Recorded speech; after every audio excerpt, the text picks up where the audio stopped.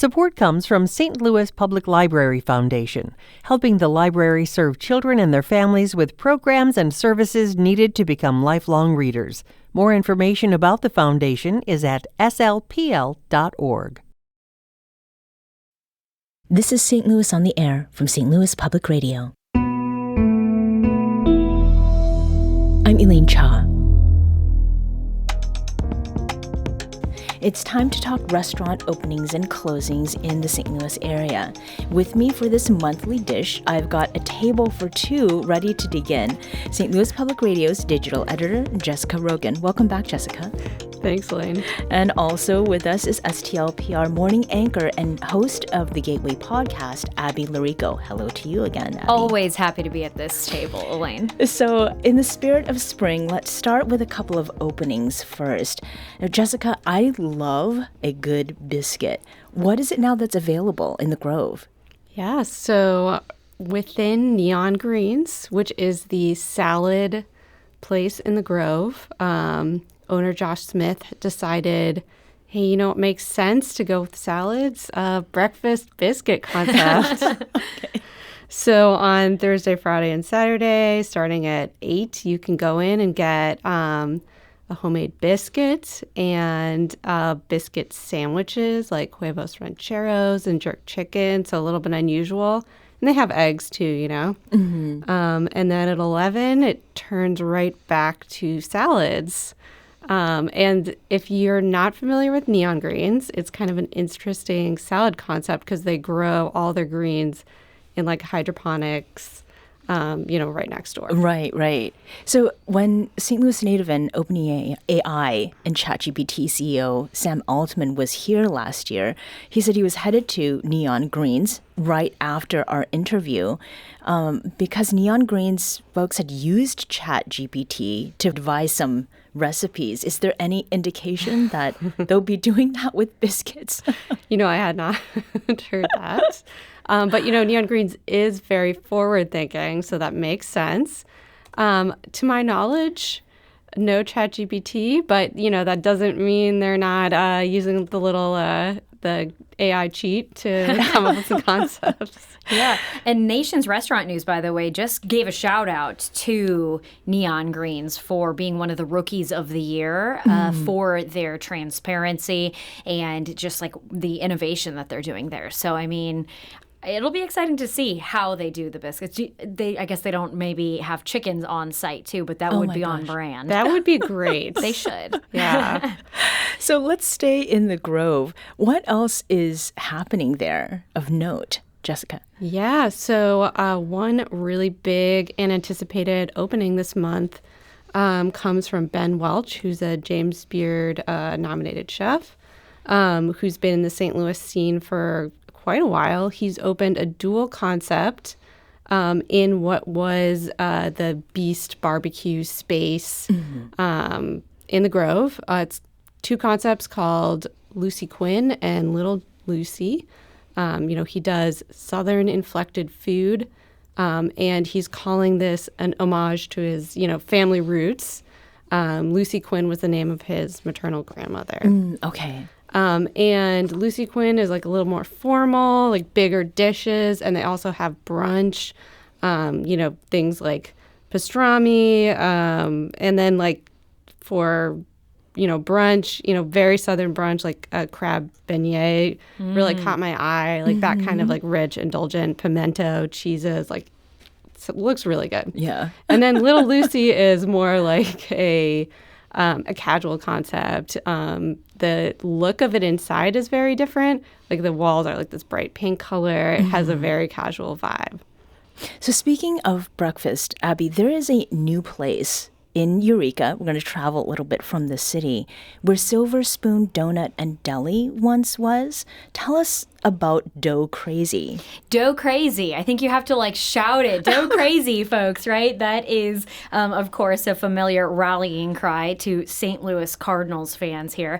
And with Jack Buck's rally cry. This breakfast and lunch cafe in Eureka definitely gives those big local vibes. And I think it's cool to be able to highlight that people are doing local things local to not just St. Louis City or, within, say, like the closest ring of St. Louis County. It has the bright colors and all the branding. It has big sandwiches. And the owner, William White, told St. Louis Magazine that he hopes to eventually make pizza as well. So a promising local hangout spot there with definitely local flair even in the name. Yep. So, Jessica, we've not talked a whole lot yet about breakfast spots when we've done these monthly restaurant openings and closings, but that doesn't seem to be the case this month. I mean, is there a trend that we're looking at here? I mean, breakfast is always on trend, I would say, but if I'm thinking about it, maybe it makes sense to have more breakfast places as the weather gets nicer and people want to go out and, have a great biscuit or, donut or anything. And, there's something summery about breakfast, I think. Mm-hmm. As our morning anchor, Abby, does breakfast more broadly available excite you? Does that mean it's the best thing ever? It's my favorite meal. I love to see it. I'm excited to see more of those concepts coming back. And it's really just an opportunity, too, to gather during the day because, don't invite me out after 7 p.m. Actually, invite me out still, but I'll just say no. I love to get together with folks and having more opportunities to do so during the sunny hours of the daytime, especially with the variety that we're seeing here in St. Louis. I think it's wonderful. Yeah. I mean, it's not like I'm still on air in the early morning, of so course. they don't have to open too early. Yeah. Well, if they're serving at least until 11 or 12, it gives you a little more time, there right? There you go.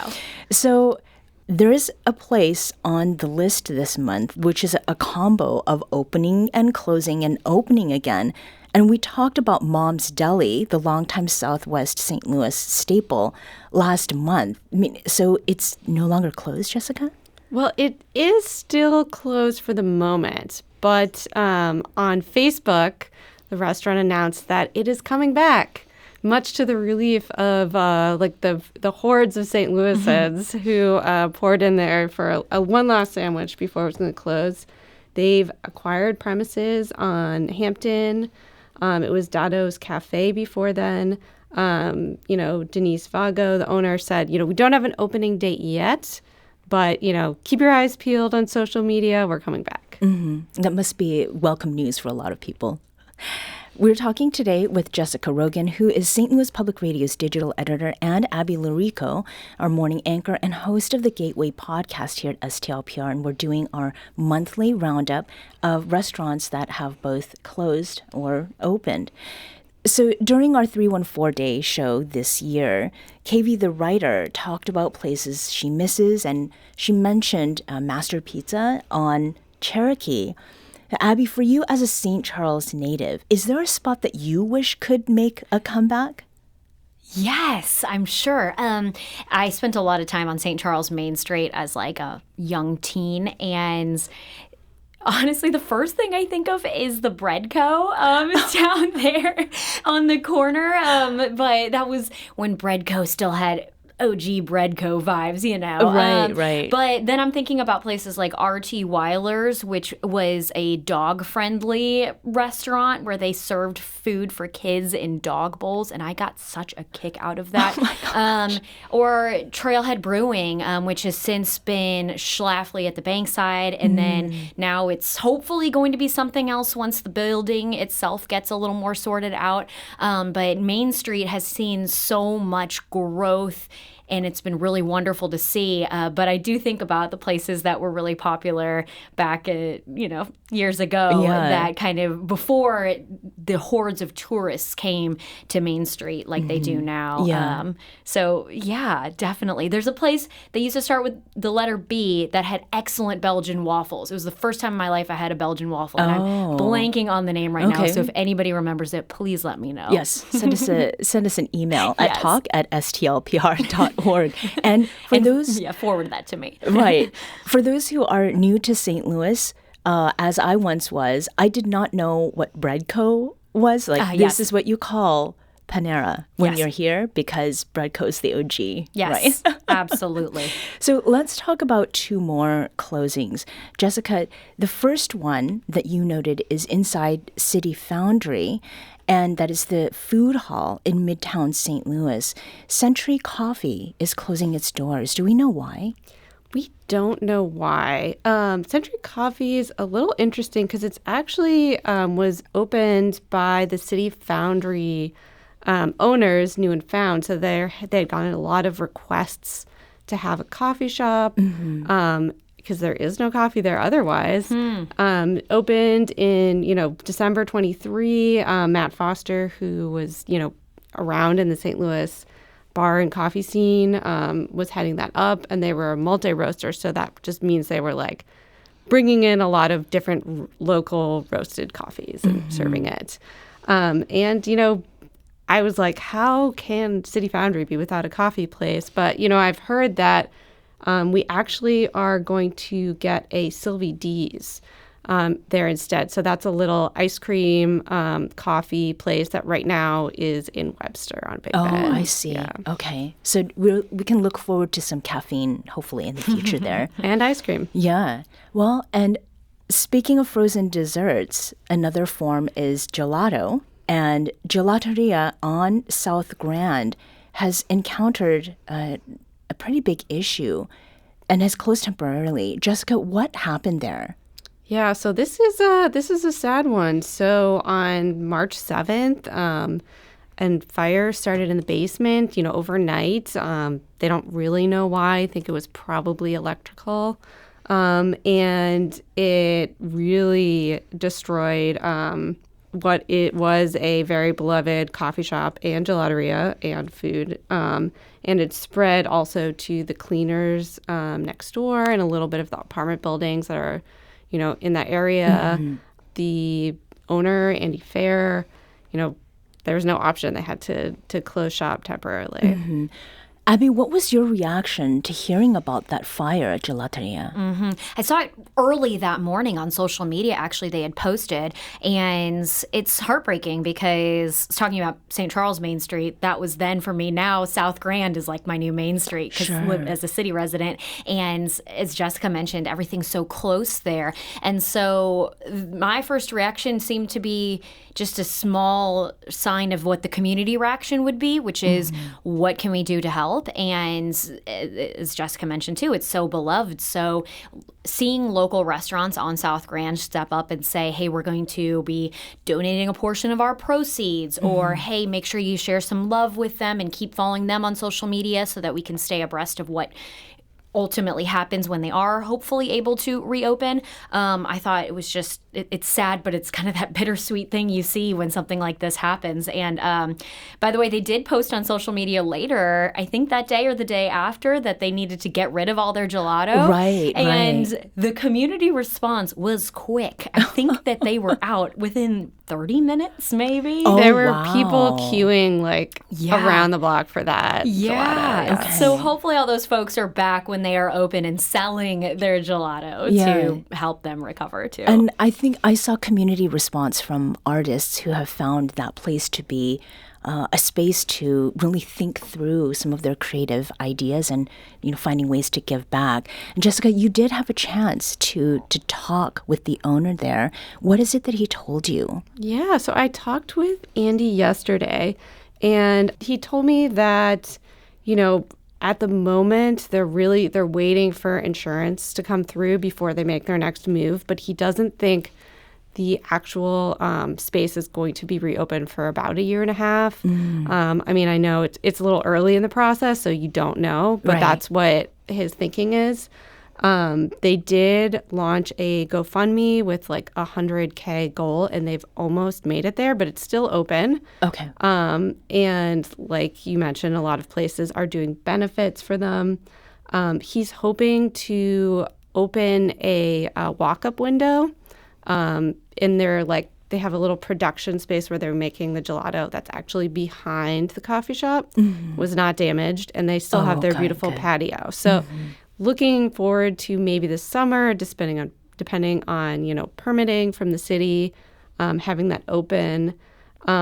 And another thing he said that really hit me hard was, this is a hard industry even when things are going well, never mind when a fire. And, they were really working on trying to figure out how to make it profitable. They'd added like a new food menu or had gotten a liquor license. And things were, it was hard. And now it's even harder, but he was, just so grateful for the response from everyone. Mm-hmm. Let's move to the openings and go through these pretty quickly. Busch Stadium has been trying to keep pace with what has been going on at Energizer Park, which is St. Louis City SC's stadium. Mm-hmm. And the Cards have started their season and begun with wins. What's now going to be at concessions at Busch Stadium, Abby? Yeah, they have a local place that is not unfamiliar to traveling baseball teams, actually, to Busch Stadium, which is Mayo Ketchup, which has been doing the catering for Busch Stadium for some visiting teams for a while. They do Puerto Rican, Cuban cuisine. So it's cool to have that outpost of a local place there. Mm-hmm. But then you also have Freddy's Frozen Custard, Session Taco, which is actually just, as a reminder, the rebrand of Mission Taco. But if you look at it and see, it's a new name, but still worth giving a try. My favorite name, though, probably is Intentional Walk. W-O-K? Yeah. Okay. I love a baseball pun. And it's, different proteins over rice or noodles, so that kind of stadium-friendly Chinese food, I guess. Mm-hmm. But I would try it just for the name. Yeah. So. And there will also be bacon-wrapped hot dogs, I understand. So that's already offered at Busch Stadium. Now they're going to be offered at more places. Oh, I see. So, yeah, that's big news. Right. Bacon-wrapped hot dogs. Give the people what they want. Exactly. Like Hot Dog Hoyer, our executive producer. So there also will be crumble cookies coming. Crumble is crumbling everywhere. Jessica, have you had a crumble cookie? I have not had a crumble cookie. I want to have a crumble cookie. So maybe I'll need to go to the ballpark to get one. But, if you're not familiar, they're like this social media famous cookie. People try them every month and review them on social media. Mm-hmm. It's a whole thing. Yeah.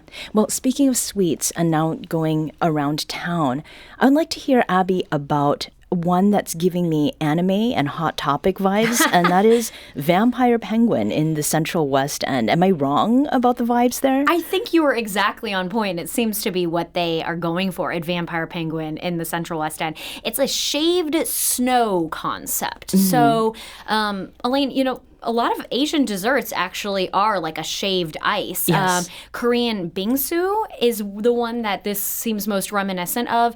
Like Filipino halo-halo is more of like a shake. This is more of a pile of really delicately shaved ice with different toppings on it. If you've been to the new Gerard Craft barbecue place, Expat in the Foundry, they have a similar shaved ice dessert on the menu that's really good. It's really light. Mm-hmm. And so it's ice. So there's only so many calories you can infuse into ice, right? Right. But they will try their darndest with this. And a variety of different toppings there that seems pretty cool. And they are going for exactly what you're going for, Elaine, with the Hot Topic vibes. Yeah. And Mexican candy is the one that I want to try, minus the watermelon because I'm allergic, but otherwise, it sounds delicious. It does. It does. So let's talk about a couple of women who are setting a very particular kind of standard with a new James Beard category, and that's for Outstanding Professional and Beverage Service. So 2 semifinalists, that is, both women. Both have previously been guests on the show. Tell us about these semifinalists, Abby. Yeah, Alicia Blackwell-Calvert is the beverage director and master sommelier at Madrina in Webster Groves. And Natasha Bahrami, she owns the Gin Room on South Grand, not far from Gelateria, which we were talking about earlier. Both women who've been working in the St. Louis beverage and hospitality scene for some time. And it's incredible because the James Beard Awards will often divvy awards up based on region. Right. This is a national category. Oh, okay. So it looks at people around the country. And on that list, two women, self-identifying women of color, on this list from St. Louis, who happen to be friends with one another, by the way. Alicia is actually the first person who told Natasha she was on the semifinalist list. She sent her a text message saying congratulations. And I spoke to both of them about this award, which is for not only the work that they do and the high standards and creativity that they have, but the consistency, innovation, and the efforts they have put forth to create a sustainable, better work culture in hospitality and beverage service specifically. And it was wonderful to see how many great things they had to say about each other. Yeah, I heard some of your interview on the Gateway podcast, and it was wonderful to hear how happy they were for each other, and how excited they were to move the region forward insofar as recognition for this kind of work. So as we close, I want to get to another trend that does have to do with drinks. So the last thing I want to talk about is the trend in speakeasies. Jessica, take us back to the 1920s. So this month we got a new speakeasy within Urban Chestnut's Midtown location in their beer garden. There's a little beer hut. You go behind that beer hut, and you'll see a black door. And if the red light is on, there is seats at Keep Quiet, which is brought to us by Manny Negron, like Negroni, as he pointed out. Super cool last name. Oh, yeah. And he owns Little Lager, which is this really tiny little Princeton Heights lager-focused beer bar. And he'd always been like, I want to open a, experimental cocktail lounge. One thing led to another, and Keep Quiet was born. And this is kind of just the latest in a small wave of speakeasies that have opened in recent years on South Grand. Everything's on South Grand. There's one from Meredith Berry of Platypus and the Netflix show Drink Masters, and Michael Fricker, called New Society, which is underneath their natural wines and bottle store. And then in City Foundry, Gerard Kraft opened a speakeasy called None of the Above, like in the tunnels underneath the City Foundry. And, why is this a trend right now? I think it's become like a really interesting way for people to do like the most experimental cocktails. And then also, there's just this fun, like, secret code experiential thing. Yeah. Well, now that people are out post-COVID, now they want to make it hard to find places. Yeah, right. But then they can also still get those intimate gatherings that we are still seeing people kind of gravitate towards. It's like in your own home, but a cooler version of your own home, like the coolest basement you could ever find. Right. Well, thank you both for this roundup of new restaurants and speakeasies that are open and closing and opening again. Abby Llorico is morning anchor and host of the Gateway podcast here at STLPR, and Jessica Rogen is our digital editor. Thanks again. See you next month. Thank you.